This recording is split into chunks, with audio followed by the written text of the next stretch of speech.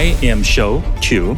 I became the CEO of TikTok. This guy Shou Chu, TikTok CEO Shuzi Chu, TikTok CEO Shou Chu doesn't run TikTok. Shouji Chu, the CEO of TikTok. I'm serious, he's really not in charge of the company. Mr. Chu, do you agree that TikTok is controlled by the CCP? No. It's so insane that this is happening. All these lawmakers, they're just buying what he's saying. We gotta dive into this.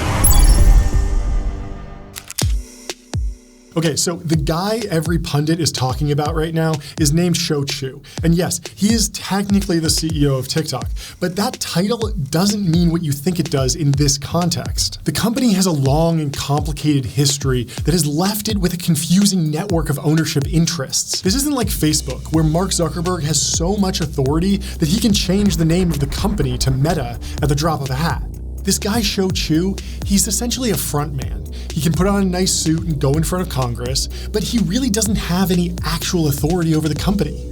Even though Shou is technically the CEO of TikTok, there are 4 other important figures in this story. These 5 men have shaped TikTok into the massive force that it is today and put the company at risk of getting banned in the process. In order to understand who's really pulling the strings at TikTok, we have to go back to the beginning and a man named Alex Zhu. The year was 2012, and social networking was absolutely dominant.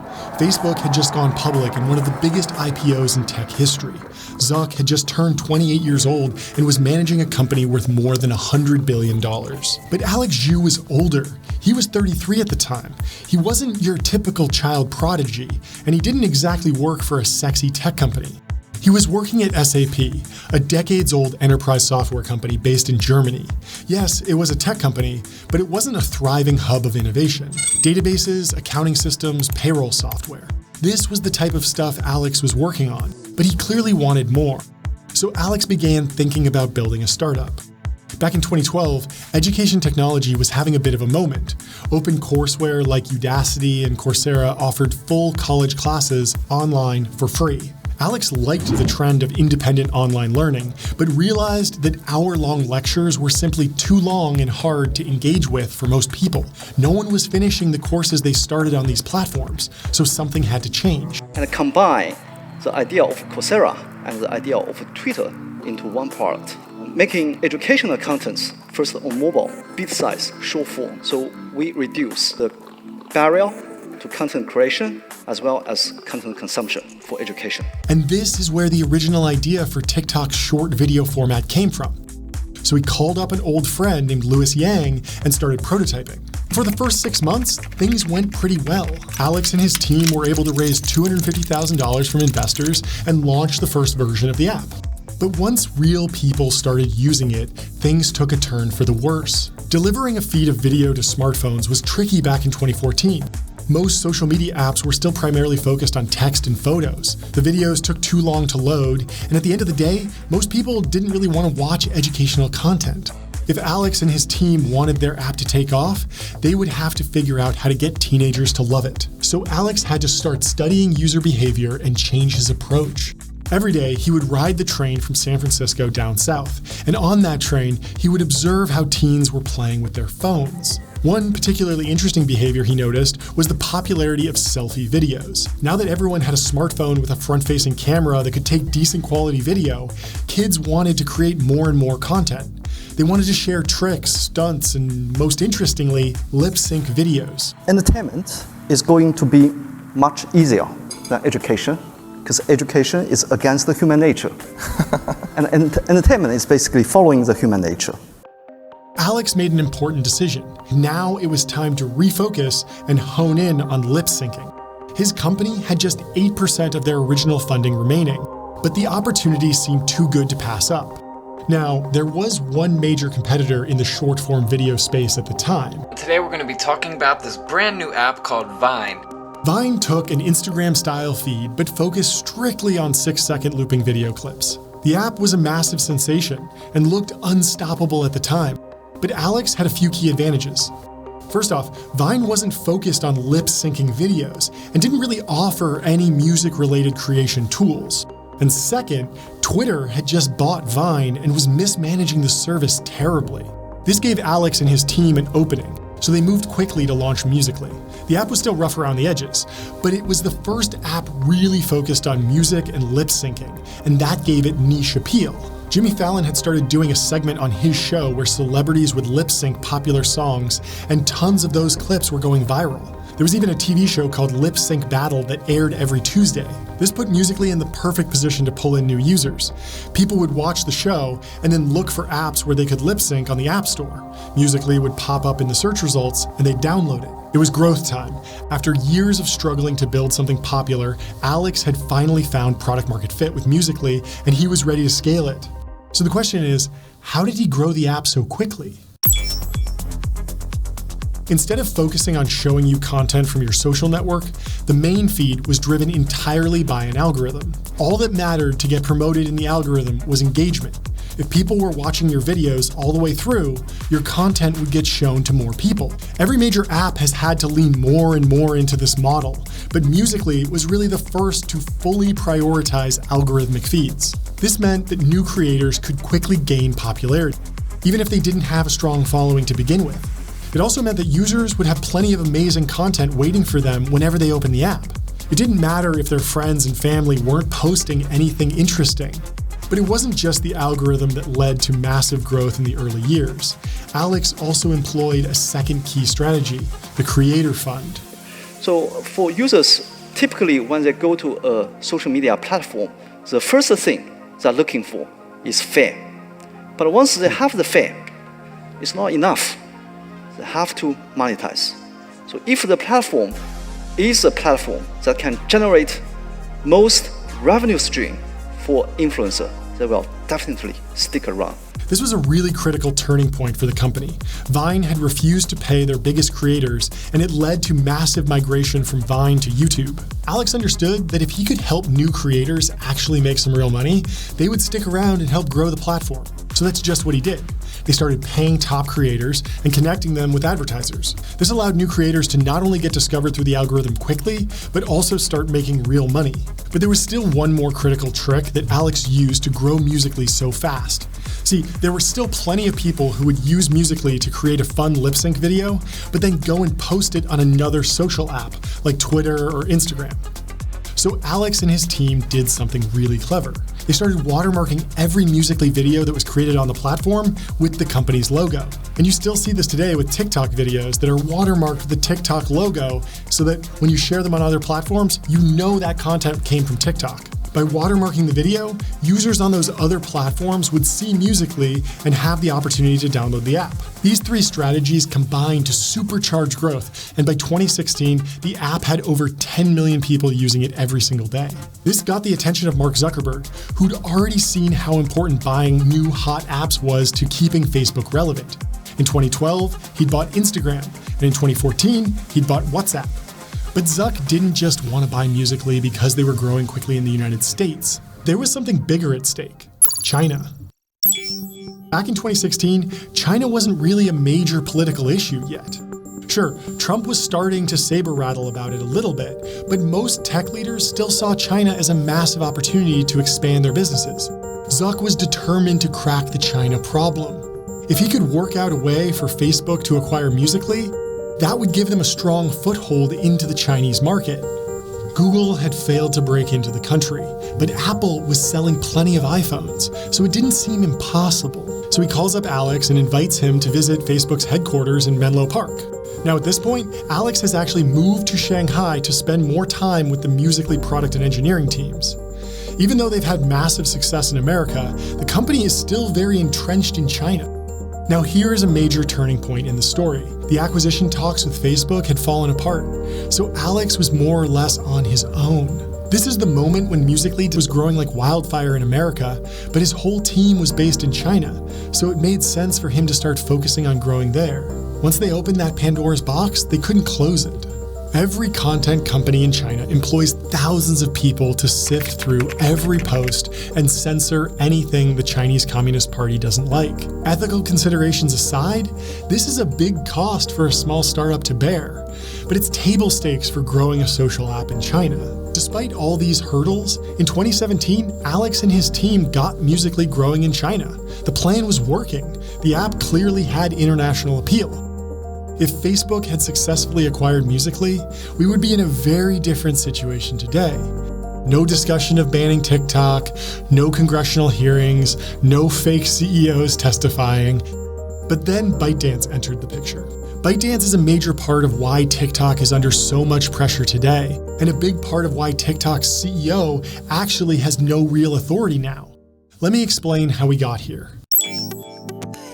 Around the same time that Alex Zhu was starting to build Musical.ly, a Chinese software engineer named Zhang Yiming was starting his own social media company named ByteDance. And this is the third individual in the chain at TikTok. Zhang wasn't focused on short-form video, though.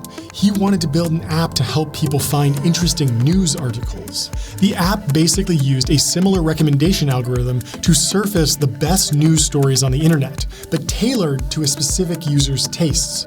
And that recommendation algorithm proved useful when ByteDance expanded into short-form video. Zhang could see that ByteDance had created a solid foundation for growth with their news app, and that video could unlock a much larger market. This put a ton of pressure on Alex and the Musical.ly team.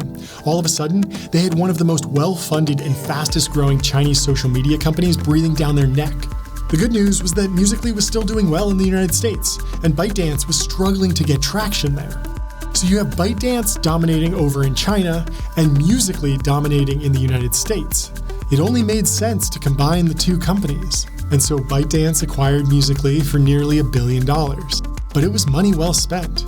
They created a new combined app called TikTok and asked users to download it and log in using their existing Musical.ly credentials. TikTok became the most downloaded app for iPhones in 2018, and users were absolutely obsessed. They spent nearly 1 full hour every day using the app.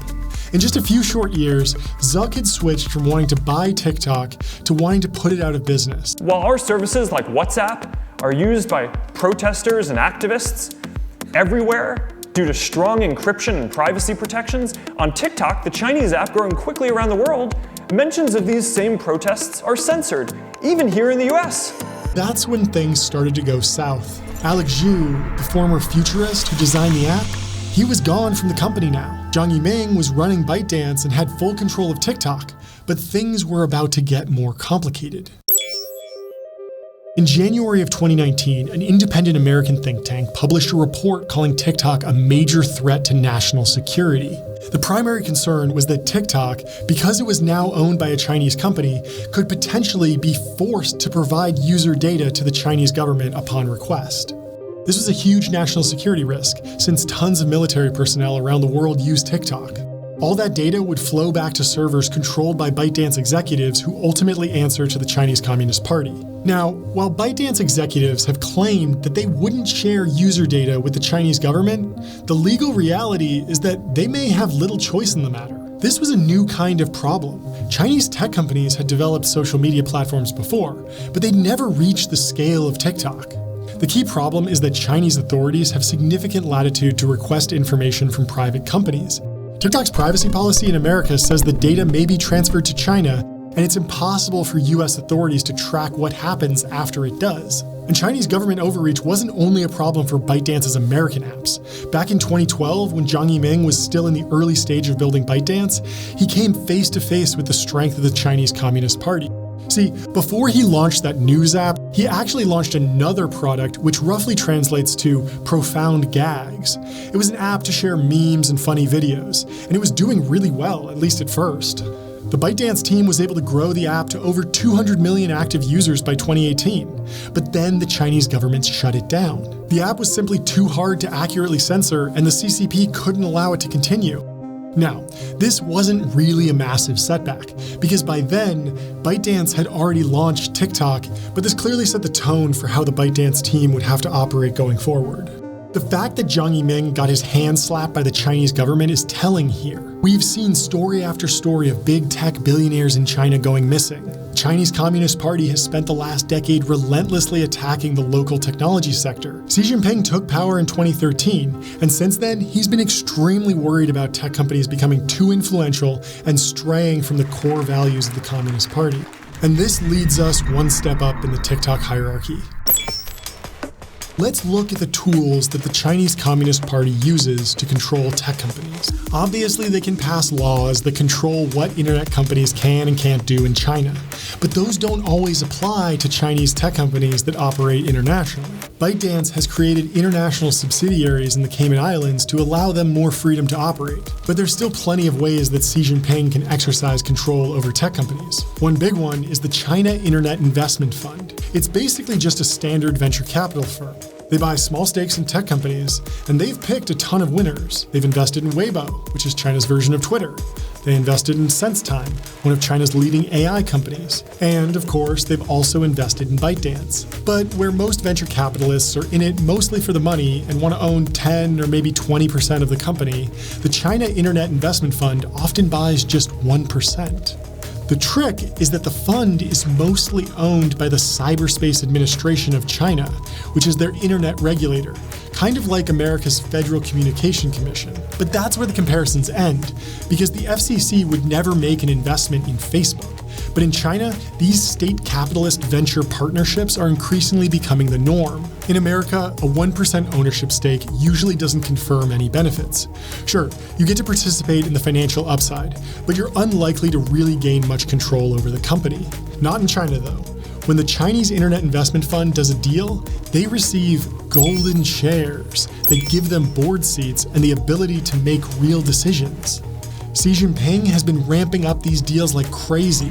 The share of private companies in China with state-connected investors grew from 14% in 2000 to over 33% in 2019. So now, even if Zhang Yiming wanted to run ByteDance independently from the Chinese Communist Party, he really couldn't. And that leads us up one more rung on the ladder of control at TikTok. A man named Zhongfu Ping, who keeps such a low profile, there's only one photograph of him online. But a report delivered to the Australian Parliament identified him as both the editor-in-chief at ByteDance and its Communist Party secretary. His goal is to transmit the correct political direction, public opinion guidance, and value orientation into every business and product line. And of course, since he works for the Chinese Communist Party, that means he works for Xi Jinping. And this is the heart of the TikTok issue. It's clear that Xi Jinping controls the company since he controls everything that happens in China. And with increasing tensions between the United States and China, it's easy to see why American lawmakers are so worried about TikTok. The odd thing here is that they decided to bring in Shou Chu, a guy who's clearly not in charge of what happens at TikTok. But now to the really big question. Should the United States ban TikTok? China has banned American social networks for years. YouTube, Facebook, Twitter, and more are all banned in China, so it's not like the United States would be hypocritical in banning TikTok. But America doesn't want to be like China. We're the free speech country. We're all about freedom, and stopping Americans from using a particular social network seems directly at odds with core American values. Now, this isn't really as much of a free speech issue as people think, because Facebook and YouTube have already built direct competitors to TikTok and are happy to have those creators move over. And ironically, the algorithm that made TikTok so successful in the first place might wind up limiting the damage from an outright ban. The concept of followers or subscribers and really the entire social graph are much less important on TikTok than other social networks. If you create amazing content, it'll go viral anywhere. So if TikTok gets banned, most creators will be able to reestablish their followings fairly quickly on YouTube or Instagram. Many TikTokers are cross-posting content already, but it's more complicated than that. It's important to remember how China controls the internet.